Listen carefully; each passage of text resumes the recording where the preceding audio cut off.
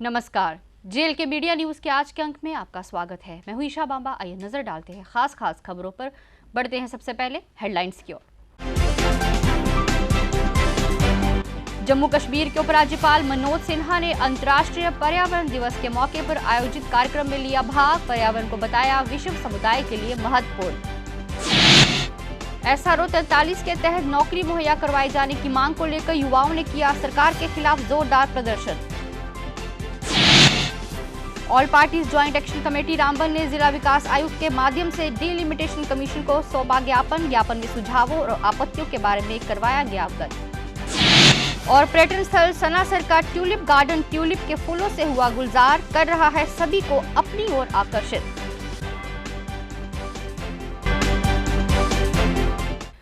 और अब खबरें विस्तार से।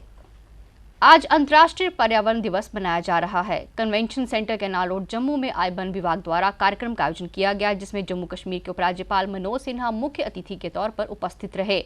वन विभाग का गठन हुए 130 साल पूरे हो गए हैं और कार्यक्रम में उपराज्यपाल ने अपने संबोधन में वन विभाग के महत्व के लेकर बात की। वही कार्यक्रम के दौरान वन विभाग के अधिकारियों का सम्मान किया गया, जिन्होंने विभाग में उल्लेखनीय कार्य किया है। इस मौके पर विभाग के अधिकारी संजीव वर्मा सहित अन्य अधिकारी भी मौजूद थे।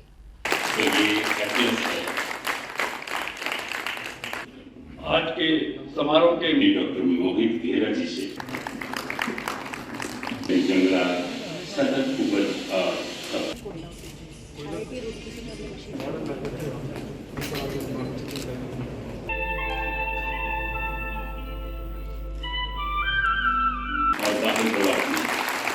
इनके बाद आएंगे श्री, इनके बाद मोहम्मद सबीर खान फॉरेस्ट गार्ड हैं पुंछ फॉरेस्ट डिवीजन से।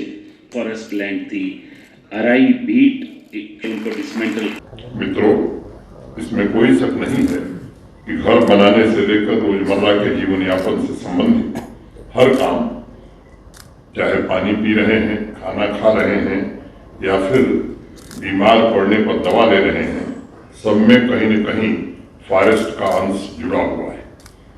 लेकिन फिर भी जीवन के महत्वपूर्ण पहलू से जुड़े होने के बावजूद हमें फॉरेस्ट की उतनी याद नहीं आती।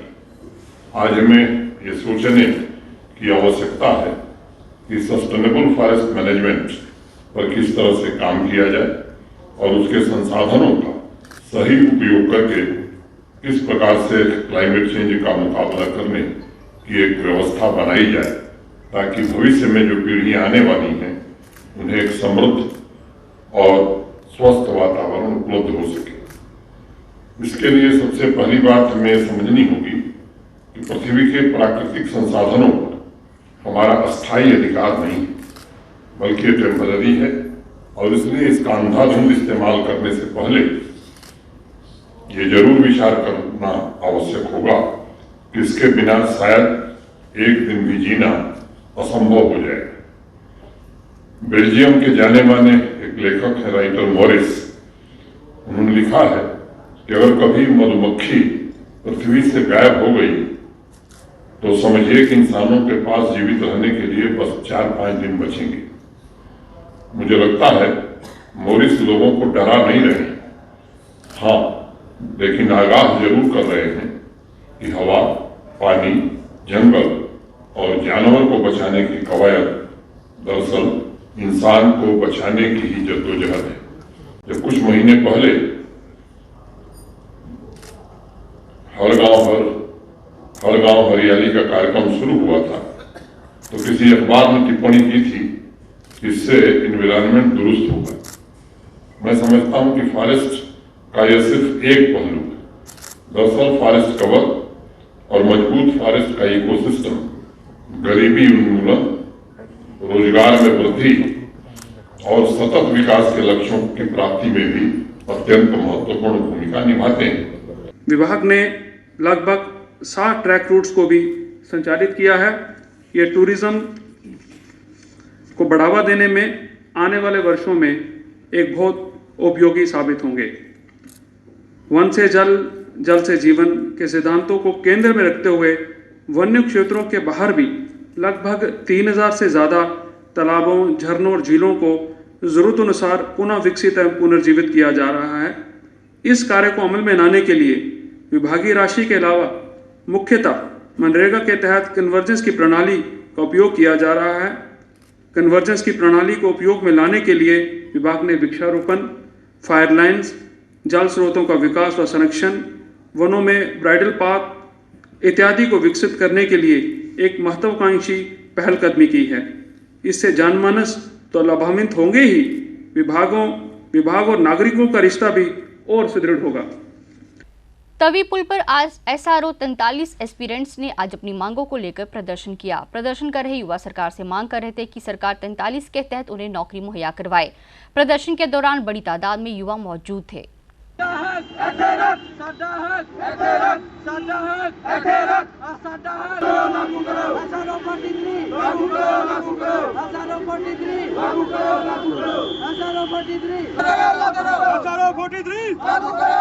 और सर आज तक हमें 2019 से लेकर आज तक हमें भगाया गया है। सर 2019 में हमारी फाइल सेक्रेटरीट में भेजी गई थी फॉरेस्ट डिपार्टमेंट द्वारा, और सर 2019 के बाद फॉरेस्ट कभी GAD में चले गए, GAD ने कभी हमें डिपार्टमेंट के पास भेज दिया। इस डिपार्टमेंट से लगभग 5-6 डिपार्टमेंट थे सर, अलग अलग लेटर मिले थे हमें, और हर एक डिपार्टमेंट के पास सर एक साल जाने के बाद हमें ये बताया गया कि हमारे पास पोस्टें अवेलेबल नहीं हैं, आप दोबारा अपने डिपार्टमेंट के पास वापस चले जाइए।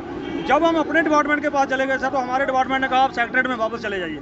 हम सेक्रेटरीट में गए सर, GAD वालों के पास, GAD वाले आज तक हमारे लिए पोस्टें नहीं ला पाए, क्योंकि सर जब भी हम GAD के पास जाते हैं, GAD हमें एक ही चीज़ बोलता है कि हमारे पास पोस्टें नहीं हैं, जैसे ही हमारे पास पोस्टें आएंगी हम आपको रिकमेंड लेटर दे देंगे। जहाँ बोलते हैं सर आप पोस्ट लाइए, सर हम कहाँ से पोस्टें लाएं? अगर हमारे पास घर में खुद पोस्टें होती तो सर हम डिपार्टमेंट के पास ही क्यों जाते? अगर सर हमारे पास पोस्टें होती तो हमें नौकरी करने की ज़रूरत ही क्या थी? हम खुद अपने घर से पोस्ट उठाते और अपने घर में कर लेते। इसलिए सर गवर्नर साहब से यही आग्रह है, सर हाथ जोड़ के विनती करते हैं कि सर हमारे बारे में भी कुछ सोचिए। हम भी इसी जम्मू कश्मीर के रहने वाले हैं और 3-3, 4-4 साल से पेंडिंग चल रहे हैं। प्लीज़ सर हमारे लिए भी कुछ आने वाले समय में अगर डिमांड हमारी पूरी हुई तो ठीक, वरना अगर अपना हक लेने के लिए मरने तक भी जाना पड़ा, धरने प्रदर्शन चाहे भूख हड़ताल पर भी बैठना पड़ा, तो सर जरूर बैठेंगे। रामबन में आज all parties joint action committee के सदस्यों ने अपनी मांगों को लेकर एक ज्ञापन डिलिमिटेशन कमीशन को जिला विकास आयुक्त रामबन के माध्यम से भेजा है, जिसमें उन्होंने डिलिमिटेशन कमीशन की रिपोर्ट को लेकर कुछ सुझाव और आपत्तियां जाहिर की हैं। कमेटी के सदस्यों ने इस बारे में विस्तार से जानकारी दी। आज हमने डिप्टी कमिश्नर रामबन को एक मेमोरेंडम दिया है, वो डिलिमिटेशन ड्राफ्ट को लेके है, क्योंकि आप जैसा कि जानते हैं कि 1 महीने से लगातार जो है डिलिमिटेशन ड्राफ्ट के आने के बाद डिस्ट्रिक्ट रामबन में बहुत ज़्यादा जो है लोगों के साथ यहाँ जो इनजस्टिस हुआ है, अलग अलग जगहों पे आवाज़ उठ रही है कि डिलिमिटेशन ने जो है डिस्ट्रिक्ट रामबन के साथ नाइंसाफ़ी की है। जब ड्राफ्ट आया उसमें यहाँ पर सिर्फ 2 कॉन्स्टिट्यूंसी में पूरे डिस्ट्रिक्ट को जम किया गया, और यहाँ पर 3 से 4 लाख के बीच में इस वक्त के सेंसस के हिसाब से अगर देखें पॉपुलेशन जो है 3 और 4 लाख के बीच में है। तो हम लोगों ने आज उसी को लेके, क्योंकि अभी तक जो डिलिमिटेशन रिवाइज ड्राफ्ट आया था उसका भी हमने ऑब्जेक्शन जो है वो सबमिट किया था, लेकिन आज जब पब्लिक डोमेन में आया है तो आज भी हमने सभी PRIs, जितने भी PRIs है, इसमें DDCs हैं, इसमें BDCs है, इसमें सरपंच साहिबान है, भूल संगलदान इलाके के, उखड़ाल के हैं, मुगल परिस्तान के हैं, बाकी रामबन के हैं, यहाँ पर उसके साथ साथ सभी पार्टीज़ के लोग हैं, नेशनल कॉन्फ्रेंस के लोग हैं, कांग्रेस के लोग हैं, PDP के हैं, पैंथर्स के हैं। तो ये ऑल पार्टी जो हमने यहाँ पे ग्रुप बनाया था, उसने आज अपना मेमोरेंडम जो है वो डिस्ट्रिक्ट एडमिनिस्ट्रेशन को पेश किया है। पर्यटन स्थल सनासर इन दिनों खूबसूरत और मन को लुभाने वाले ट्यूलिप से गुलजार है। ट्यूलिप गार्डन यहां आने वाले लोगों को अपनी ओर आकर्षित कर रहा है। वहीं यहां आने वाले लोग भी सभी से अपील कर रहे हैं कि यहां के खूबसूरत ट्यूलिप गार्डन का नज़ारा लें और सभी को यहां आने के लिए प्रेरित करें। मैं यहाँ वन अर्थ हेरिटेज में स्टे कर रहा हूँ। मेरे को किसी ने रेकमेंड किया स्टाफ के, सर आपको अगर टाइम पास करना है नियरेस्ट पॉइंट यहाँ पार्क है, वहाँ पे ट्यूलिप फ्लावर्स खिले हुए हैं। तो मैं यहाँ आया, मैंने एक्सप्लोर किया तो आई फाउंड वेरी वेल, मैं एंजॉय कर रहा हूँ यहाँ पे। और साथ में मैं सबको रेकमेंड करना चाहता हूँ कि खुद में ये एक छोटा सा पार्क है जिसको अभी तक प्रमोट नहीं किया गया जितना करना चाहिए। यहाँ पे बहुत सारे फूल्स खिलते हैं अलग अलग वेराइटीज़ के, और यहाँ का PDA डिपार्टमेंट इसमें काफ़ी हेल्पफुल है and they are working hard on it. यहाँ ट्यूलिप गार्डन में आके बहुत बढ़िया लगा सर, बहुत ही पीसफुल जगह यहाँ पे, खुद और पतिनटाप है ये, और क्लाइमेट बहुत बढ़िया यहाँ पे, सब लोगों को यहाँ पे आना चाहिए। और आपके माध्यम से पूरे इंडिया को ये पता लगना चाहिए ये संदेश जाना चाहिए कि वाकई यहाँ कूद में कितना अच्छा डेवलपमेंट है या कूद में कितने अच्छे नेचुरल ब्यूटी है, और पतंगडाब और कूद में ही कोई मुकाबला नहीं सर, बहुत बढ़िया है। जम्मू कश्मीर के प्रवेश द्वार लखनपुर में गत दिवस महाराजा गुलाब सिंह जी की प्रतिमा का अनावरण केंद्रीय राज्य मंत्री डॉक्टर जितेंद्र सिंह द्वारा किया गया। महाराजा गुलाब सिंह जी की प्रतिमा को बनाने का श्रेय भारतीय जनता पार्टी ने लिया है। वहीं डोगरा स्वाभिमान संगठन के प्रधान चौधरी लाल सिंह ने श्रेय लेने वालों पर निशाना साधा और कहा कि ये प्रतिमा उनके द्वारा दिए गए पैसों से बनाई गई है। उन्होंने कहा कि फिर उन्हें इस समारोह में बुलाने का किसी ने भी हिम्मत नहीं की। उन्होंने पूरे मामले में विस्तार से अवगत करवाया और बीजेपी पर इस मसले पर निशाना साधा। डरते हैं, उनको हमारा डर था। हमने कहा डर की देखो बात बड़ी क्लियर है। मैंने महाराजा साहब का स्टैचू बनाना था और लखनपुर द्वार पे लगाना था, जगह मैंने आइडेंटिफाई की। I am not in power, लेकिन वो बन चुका है। तो कोई आगे अब कहे कि मैं फटाफट इस पे वो लगा दूं, ये तो उनके लिए लानत है और बेशर्मी है, बड़ी भारी बेशर्मी है कि उन लोगों को मेरे पास आना चाहिए था। चौधरी साहब आपने ये बनाया है, आप आए और उसका उद्घाटन करें। हम तो देखते रहेगी ये बेईमान क्या है, ये लबड़ू बबलू डगलू शगड़ू। तभी आंदोलन संगठन द्वारा एक श्रद्धांजलि सभा का आयोजन किया गया, जिसमें संगठन के चेयरमैन चंद्र मोहन शर्मा और अन्य सदस्यों ने पंडित प्रेमनाथ डोगरा जी की 50वीं पुण्यतिथि पर पंडित जी को श्रद्धांजलि अर्पित की। इस मौके पर पंडित प्रेमनाथ डोगरा की शख्सियत पर बात की गई।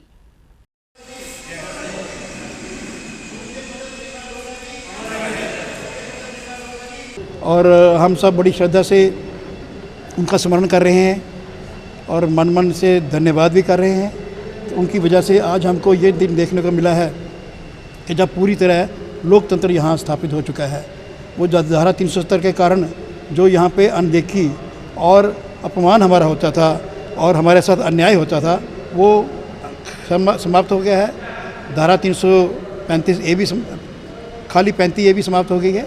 अब हम सुख का सांस ले रहे हैं। और ये आवाज़ सबसे पहले पंडित प्रेमनाथ डोगरा जी ने 1952-53 में शुरू की थी। उनके साथियों ने मिलकर बहुत बड़ा आंदोलन किया था। उसका ये प्रभाव हुआ कि पूरे संसार को पता लगा कि यहाँ पे किस प्रकार अलगाववाद फैल रहा है। पंडित जी पहले ही समझ चुके थे कि धारा 370 में अलगाववाद के बीज हैं, इसलिए वो उनका विरोध करते थे। मुबारक मंडी कॉम्प्लेक्स में स्थित डोगरा आर्ट म्यूजियम को देखने के लिए आज केंद्रीय गृह मंत्रालय के एडिशनल सेक्रेटरी विवेक जोशी सहित प्रशासन के अन्य अधिकारी पहुंचे, जिन्होंने पूरे म्यूजियम को अच्छी तरह देखा और वहां रखी धरोहरों की जानकारी हासिल की। विवेक जोशी ने इस मौके पर डोगरा आर्ट म्यूजियम रखरखाव को लेकर किए जा रहे काम की भी प्रशंसा की।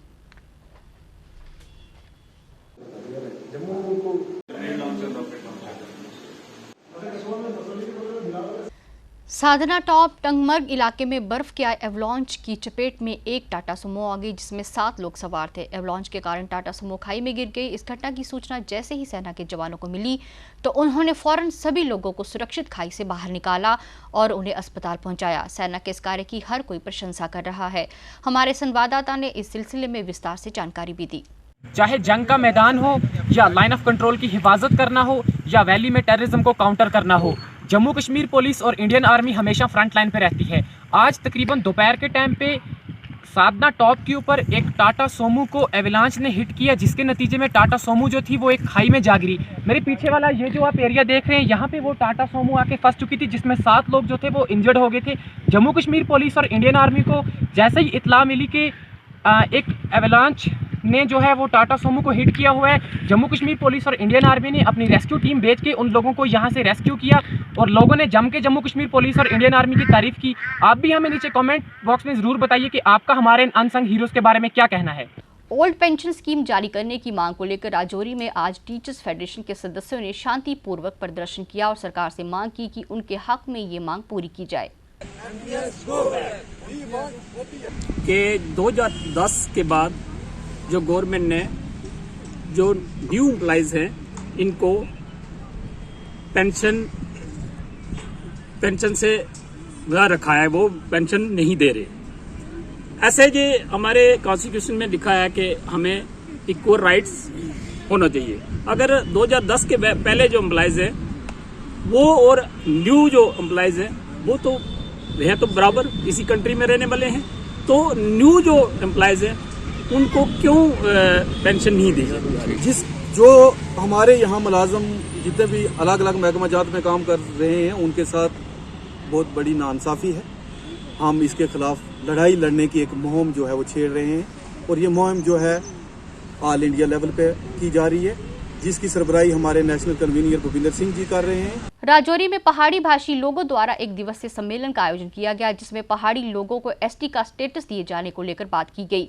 बैठक में वक्ताओं ने कहा कि पहाड़ी लोगों ने अपनी मांगों को लेकर संघर्ष किया है और सरकार भी उन्हें हक देने की बात कर रही है। उन्होंने कहा कि पहाड़ी लोगों को जल्द से जल्द उनका हक दिया जाए।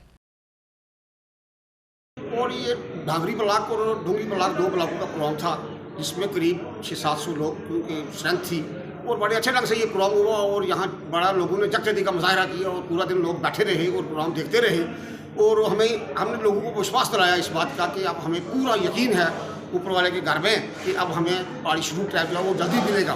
सम्मिलित करने का मकसद ये था कि अब हर भारतीय नागरिक जो है वो जाग उठा है और अपने अपने हक को पहचान चुका है और जहाँ पर आज शेड्यूल ट्राइब जो पहाड़ियों की देरीना मांग थी तो उसको फिलफिल करने के लिए जो है यहाँ पर खुसूसी तौर पर उस पर दबाव डाला गया।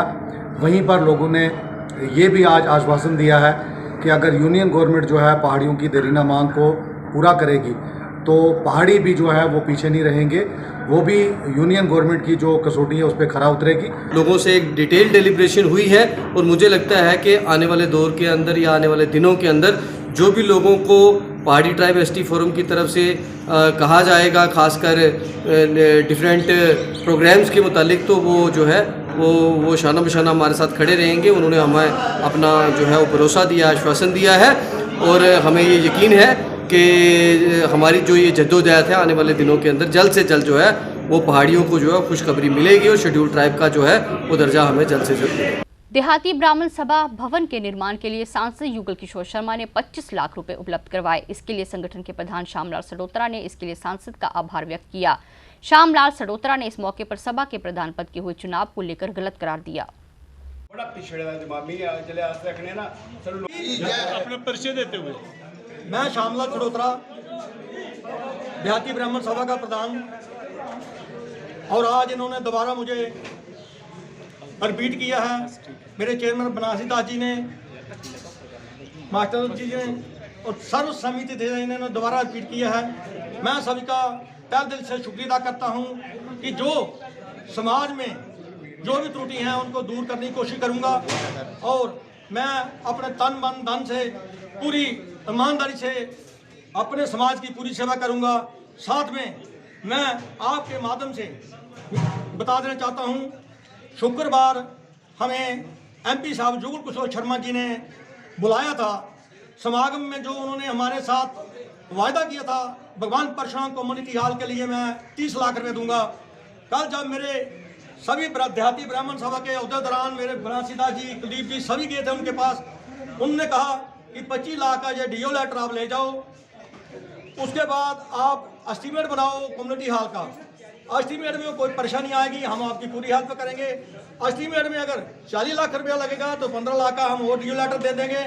हम माननीय युगल किशोर शर्मा जी का अपनी समाज की तरफ से, मैं अपनी तरफ से, पूरे जितने भी मेरे पदाधिकारी लोग आए हुए हैं सबकी तरफ से हम उनका शुक्रिया अदा करते हैं। दयालाचक क्षेत्र में आज inter district UT level under 19 girls kho kho series का आयोजन किया गया, जिसका उद्घाटन youth and services and sports विभाग के निदेशक जफर अली ने किया। प्रतियोगिता में विभिन्न जिलों के कई टीमें भाग ले रही हैं। प्रतियोगिता का आयोजन करने का मकसद युवाओं को खेलों के प्रति जागरूक करना है।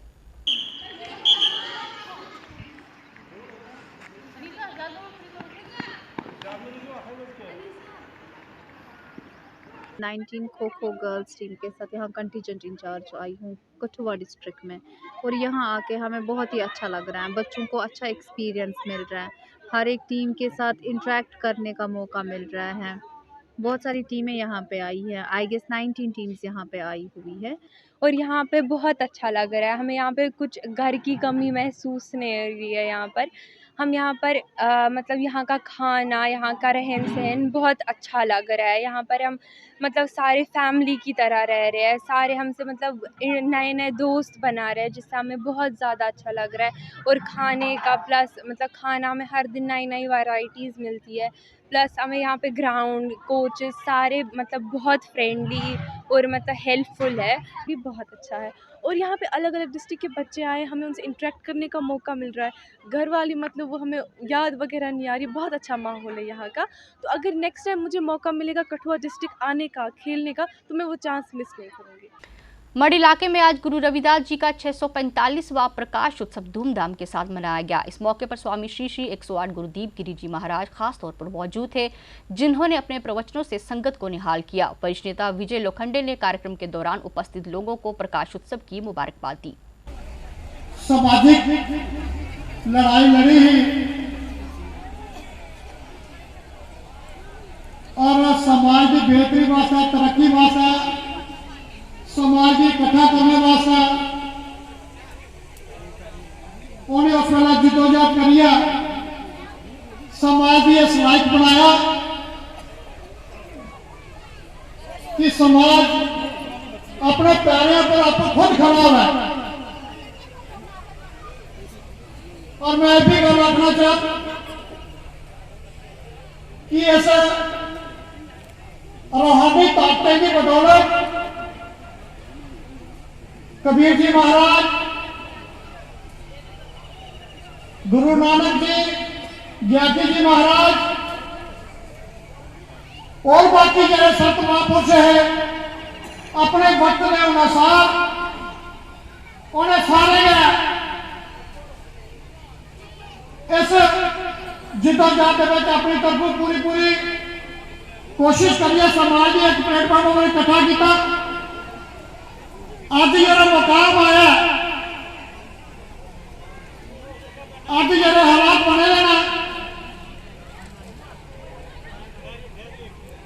इस भी कोई दोहराई नहीं कि खास तौर पर इस कॉन्स्टिट्यूशन में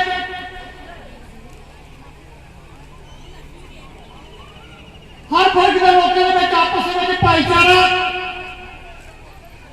प्यार मोहब्बत इतना है कि कोई भी कोई गल होती है, कोई परेशानी आती है, सारे मिली जुली उस परेशानी नहीं दूर करते हैं। और अब अंत में मुख्य समाचार एक बार फिर। जम्मू कश्मीर के उपराज्यपाल मनोज सिन्हा ने अंतर्राष्ट्रीय पर्यावरण दिवस के मौके पर आयोजित कार्यक्रम में लिया भाग। पर्यावरण को बताया विश्व समुदाय के लिए महत्वपूर्ण। SRO 43 के तहत नौकरी मुहैया करवाए जाने की मांग को लेकर युवाओं ने किया सरकार के खिलाफ जोरदार प्रदर्शन। All parties joint action committee Ramban ने जिला विकास आयुक्त के माध्यम से डिलिमिटेशन कमीशन को सौंपा ज्ञापन में सुझावों और आपत्तियों के बारे में करवाया गया अवगत। और पर्यटन स्थल सनासर का ट्यूलिप गार्डन ट्यूलिप के फूलों से हुआ गुलजार, कर रहा है सभी को अपनी ओर आकर्षित।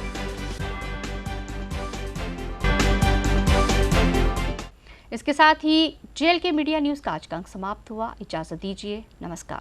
For more updates, do subscribe our YouTube channel and don't forget to hit the bell notification icon. And if you are watching this video on Facebook, do follow our Facebook page.